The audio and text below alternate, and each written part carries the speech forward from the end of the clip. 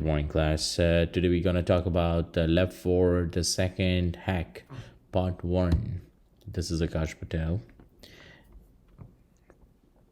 Have a good day. Hope you're having a good day, sorry. All right, we're going to talk about the utilization of Nikto. For my case, I use the school website to conduct all operation instructed to be done by scanning gcu.edu to see some of the type of information that a Nikto scan shows.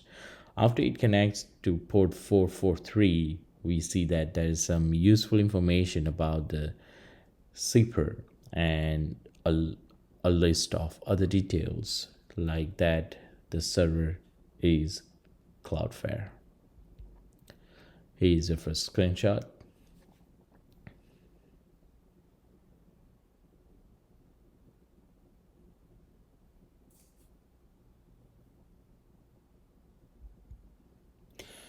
Utilization of OWASP ZAP. I first opened the tool through the terminal as represented before. We here in the screenshot.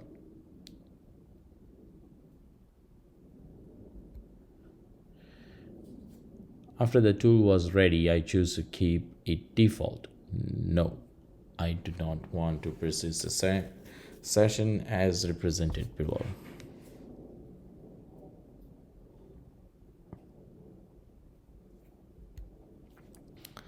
Then I try to run the scan. I click on the automated scan as represented below, the very first one.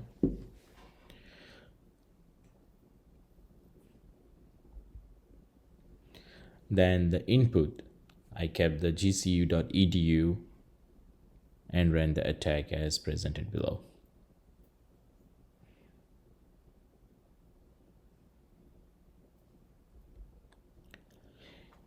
As you can see, after running the attack below are the websites alert that prompted.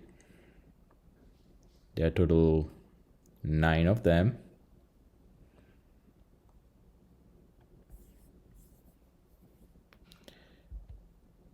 Now we'll talk about the difference between Nikto versus OWASP ZAP. Nikto is a free software command line vulnerability scanner that scans web servers for dangerous files or CGIs, outdated server software, and other problems. It performs generic and server type specific checks. It also captures and prints any cookies received. On the other hand, Zaap, Xss Attack proxy, is a free open source penetration testing tool being maintained under the umbrella of Open Web Application Security Project, OWASP. Zaap is designed specifically for testing web application and is both flexible and extensible. Both of the tools are open source and both are able to save the results. Both of the tools can be updated easily. Both of the tools are capable of performing port scanning. Both of the tools gives details of installed software. Talking about the cross-site request forgery, CSRF, it is an attack vector that tricks a web browser into executing an unwanted action in an application to which a user is logged in. A successful CSRF attack can be devastating for both the business and user. It is also known as XSRF, CSRF, or session rewriting. It can result in damaged client relationship, unauthorized fund transfer, exchanged passwords, and data theft. Include stolen session cookies. CSRF are typically conducted using malicious social engineering, such as an email or link that tricks the victim into sending a forged request into a server. From our scan with OWASP ZAP, the site gcu.edu has 1236 absence of anti-S CSRF tokens, basing off the small period of the scan.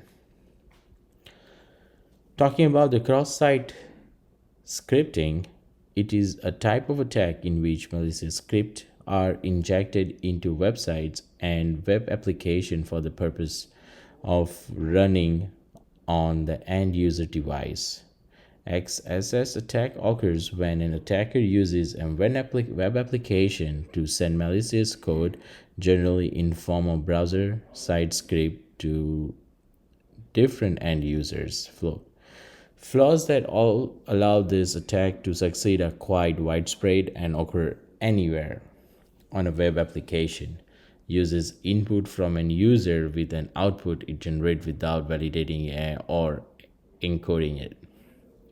From our scan with OWASP ZAP, the site gcu.edu has 1242 web browser XSS protection not enabled. Hence, signifying that the site is vulnerable to XSS. Also, the Nikto scan is clearly signifying that the site is susceptible to XSS. By XSS protection, header is not defined.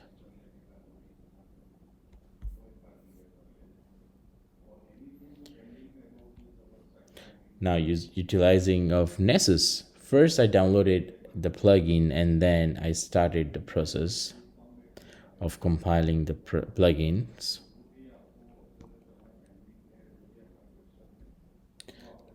After I finished downloading the plugins, I entered the username and password to log in into Nessus account. As you can see in my screenshot. Now, preparation for the scanning with custom policy. In the Nessus web interface, I click policies in the left panel and then click on create a new policy. I have marked those on the sides, policies, and then came to create a new policy. In the policy templates, there are a lot of scanners as for the advanced scan. All the options are chosen by us without any guidance or recommendation.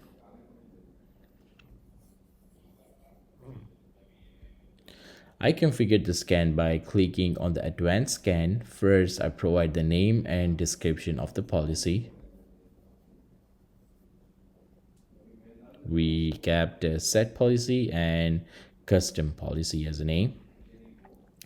Then in the host discovery page,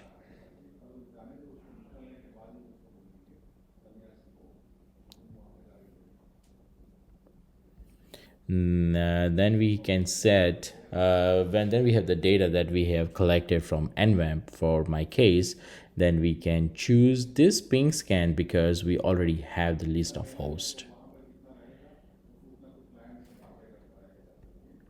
Then click the port scanning to configure the port scanning option. The port scan range is set as default. This means that Nessus will scan the port present in Nessus service file. Port scanning, and then we go for the default, and then it goes on the Nessus service file. In the advanced section, safe checks are enabled by default. Advanced safe checks enabled by default. We click next, then define the maximum number of concurrent TCP sessions per scan to keep the network traffic safe. We kept 2000 on this side. In the plugins tab, we have tons of plugins used in Nessus scan. So plugins, we can see we have a lot of plugins. Click on the enable green button to disable Backdoor, as you can see on the screen. Then save the policy is saved.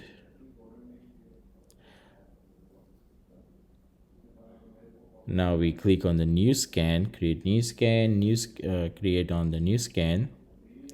Navigate the user defined tab and selected my own policy.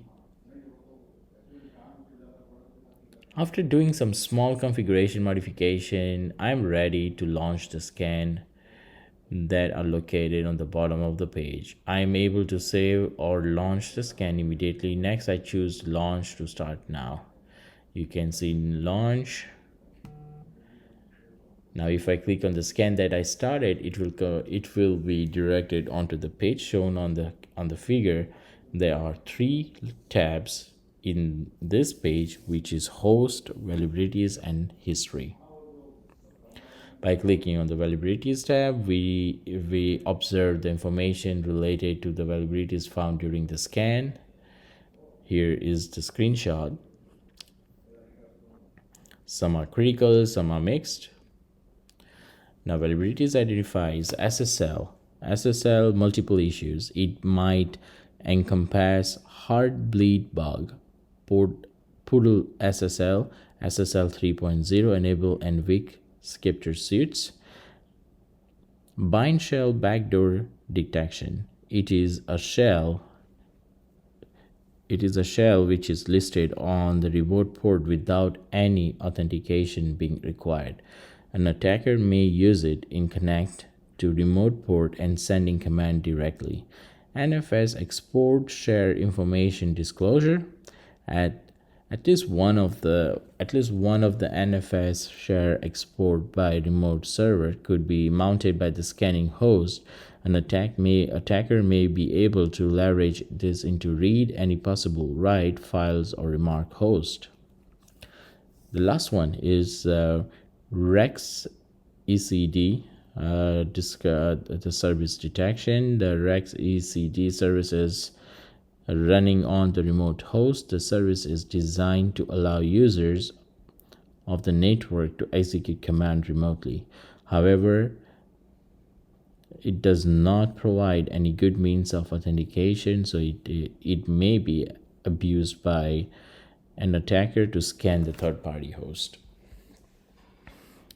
Unix operation system is unsupported version detection according it is self-repeated version number. The Unix operating system running on the remote host is no longer supported. The lack of support implies that no new security patches for the product will be released by the vendor. As a result, it is likely to contain security vulnerabilities. Real VNC weak password exploit. The vulnerability is where the Windows anti-domain user or the administrator account default, null, blank, missing password, or easy to guess password. ISC blind multiple issues. A remote attacker would exploit vulnerabilities to cause a denial of service condition. Web server multiple issues. Website vulnerability is weakness or misconfiguration in a website or web application code that allows an attacker to gain some level of control of the site and possibly the hosting server. Most vulnerabilities are exploited through automated means such as vulnerability scanner and botnets. And that's all, everyone. Thank you for your time. Thank you for listening to me. Have a good day. That concludes our presentation.